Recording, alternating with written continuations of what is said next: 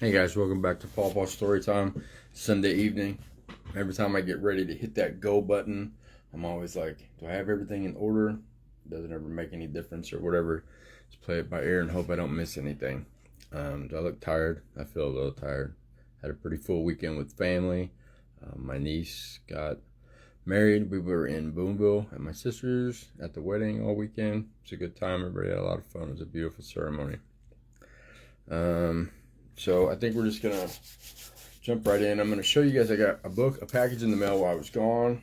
Right? It's called My Lost Freedom by George Takei, and he signed it. Pretty neat, right? When I get this is gonna be it's a ways off before we're gonna be able to read this one, but when we get ready to, it'll probably be a two-parter. Maybe I'll have to check it out. And I'm going to try to print something off that kind of explains a little bit about what he kind of went through during the Japanese-American World War II issues. And all right, we're going to get started here in just a second. But I want to read this real quick because I got a book to read towards the end of this episode or whatever you want to call it. This is Ground Nation Day, April 21st. It says it's an important Rastafari holy day, second only to Coronation Day, which is November 2nd. It is celebrated in honor of Haile Selassie's 1966 visit to Jamaica. Rastafarians believe in the Judeo-Christian God and call him Jah. They believe Christ, Jesus, came to earth as a divine manifestation of Jah. Some Rastafarians believe that Christ was black, while many focus on Emperor Haile Selassie of Ethiopia as the Black Messiah and rebirth of Christ. This illustrates the wide range of belief among Rastas. Therefore, to become a Rasta, one must believe Haile Selassie to be at least a prophet descended from Solomon, practice a pious lifestyle, and be righteous, but most importantly, gain acceptance among a group of believing Rastafarians. And we are going to read, I bought a couple of these books. The other one's way off in the schedule, but this one is called One Love. And it's based on the song by Bob Marley, adapted for the story by Cedella Marley. And we're going to read that towards the end. Got that description out of the way. We're going to open with the Giving Box, which you guys, at least my grandkids, have Giving Box books. So if you want to go get your book, we're going to be on page 26. It says, Folk Tales and Fables. About sharing these stories with children. Has anyone ever said to you, let me tell you a story about? Do you remember perking up your ears? If so, do you remember waiting with anticipation for what might come next? Once you heard it, you might have even wanted to pass that story on to someone else. Stories can be like magnets. They attract us, and they tend to stick with us for a long, long time.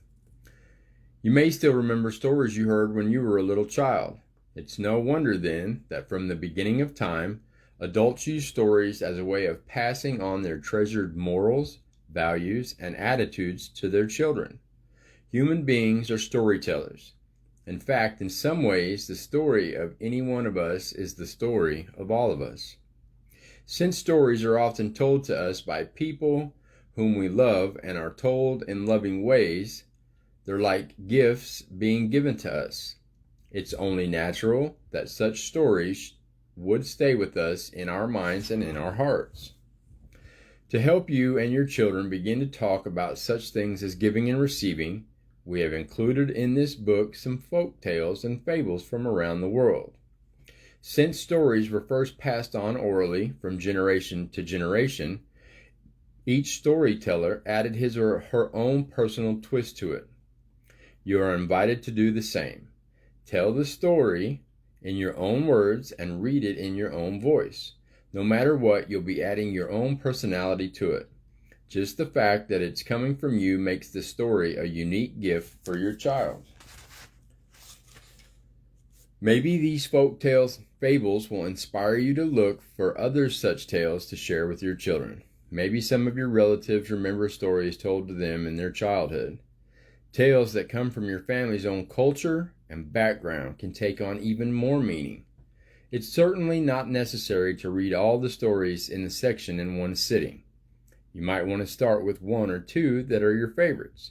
The ones you feel comfortable with are more likely to be remembered by your child. Your emotional investment in whatever you read or say is what makes it truly magnetic. Hopefully you'll enjoy the stories and the sharing just as much as your child does. And the first story that we'll be reading next week in this group is called Brothers on page 29. Put that there. Set that over on the side. And we're going to read The Farmer Boy Birthday. We are down to our last 3 books in this My First Little House collections that we all have. So if you have a Farmer Boy Birthday book handy, we're going to get started. Once upon a time, a little boy named Almanzo lived in a farmhouse in New York State countryside. He lived with his father, his mother, and his big brother Royal, and his big sisters Eliza Jane and Alice.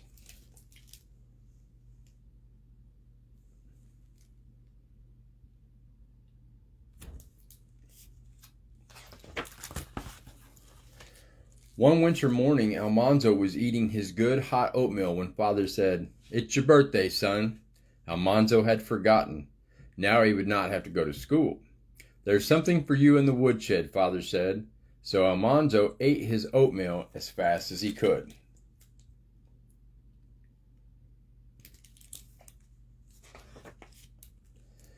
At last, breakfast was over, and Almanzo and his father went to the woodshed. Inside there was a little calf yoke for Almanzo's own 2 calves, Star and Bright. Father had made the yoke himself, and it was strong and light. Father said to Almanzo, "Son, you're old enough now to break those calves."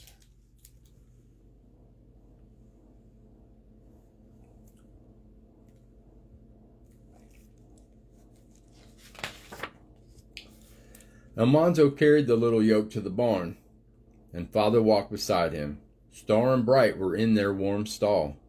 When they saw Almanzo, they licked him with their wet, rough tongues. They did not know what he was going to teach them, that he was going to teach them how to behave like big, grown oxen.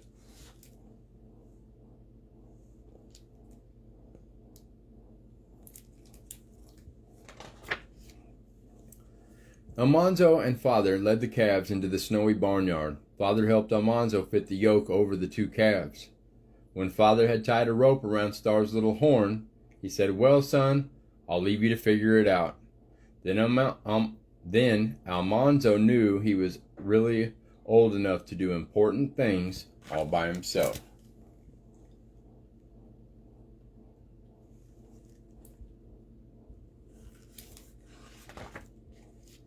Almanzo stood in the snow and looked at the calves. The calves looked back at him. He thought about how he could make the calves understand that when he said, "Get up," they must walk straight ahead, and when he said, "Whoa," they must stop. Finally, he went to the cow's feed box and filled his pockets with carrots.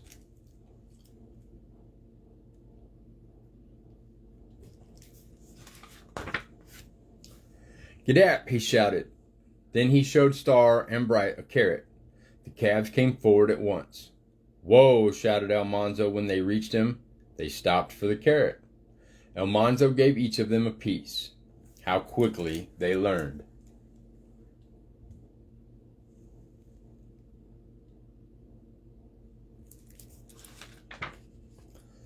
Almanzo practiced and practiced until the calves were behaving just like grown-up oxen. When Father came to the barn door and said, "It's dinner time, son," Almanzo could hardly believe it. The whole morning had gone by in a minute.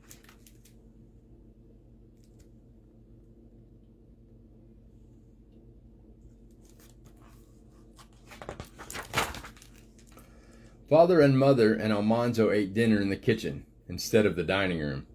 Almanzo thought it was very strange to be eating alone with Father and Mother without Royal and Alice and Eliza Jane. When he was finished eating, Mother said, "Please fill the wood box, Almanzo."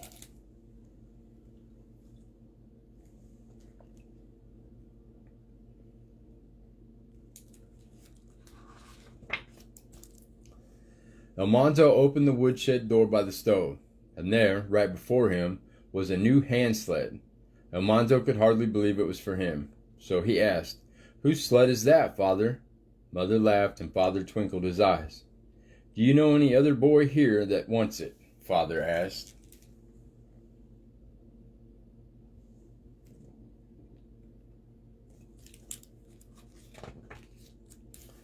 It was very cold out, but the sun was shining. All afternoon Almanzo played with his sled. He climbed to the top of the hill, and away he went. Each time the sled went flying end over end into the deep drifts. Almanzo went flying too. Then he pulled the sled up the hill again for another ride.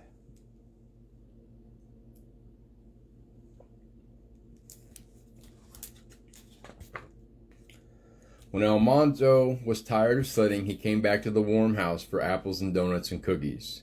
In his right hand he held a donut. In his left hand he held a cookie. He took one bite of one, then the other. Then he climbed the stairs to Father's attic workroom.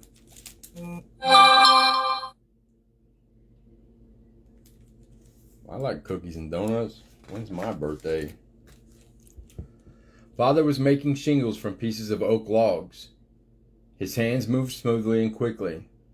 They did not stop even when he looked up and said, "Be you having a good time, son?" Almanzo answered, "Father, can I do that?"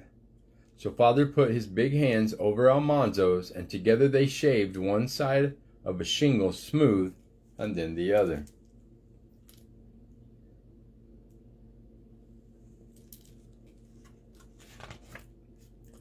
Then Almanzo went to watch Mother weave cloth on her loom. Mother was sitting at the big loom. Her hands were flying, and her right foot was tapping on the treadle.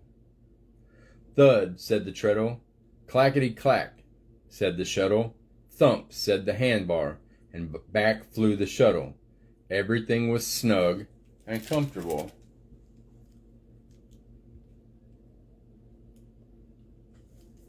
Hard work went into making stuff back then, huh? Too soon, the shadows slanted down the eastward slopes. Royal and Eliza Jane and Alice came home from school, and the four of them all finished chores together as usual. Almanzo's happy birthday had come to an end, but what a wonderful day it had been. The end. You know, I've got all of the older the versions of these books for the older kids and adults in the other room in my collection, and the last one that I got to read was the Farmer Boy.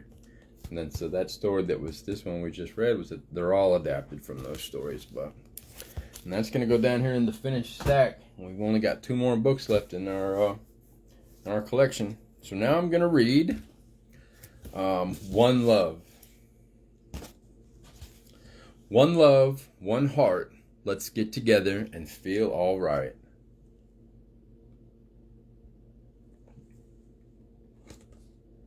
One love, what my family gives to me.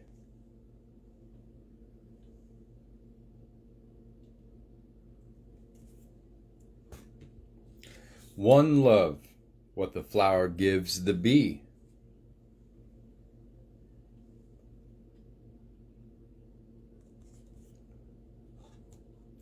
One love, what Mother Earth gives the tree.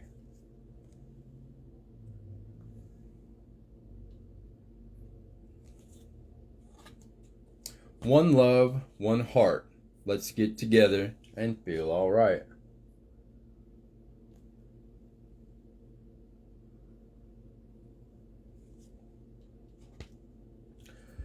One heart, like the birds, I long to be free.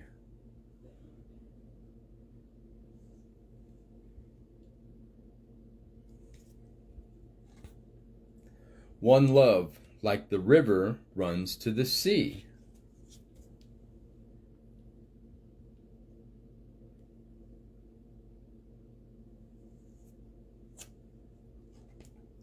One heart, like the music, just feel the beat.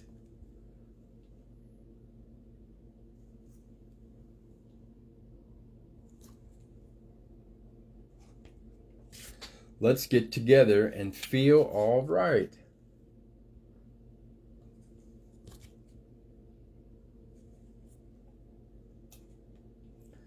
One love, when your hand reaches out for me.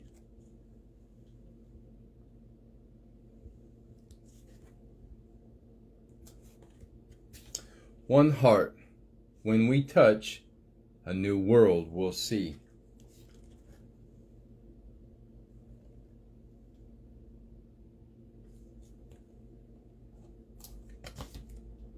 One love, one heart, let's get together and feel all right. The sign says One Love Park. The back cover says, one love, one heart, let's get together and feel all right. Feel the rhythm of change as one girl transforms her neighborhood for the better. This heartwarming story brings Bob Marley's most beloved song to life for a new generation. It's a testament to the amazing things that can happen when we all get together with one love in our hearts.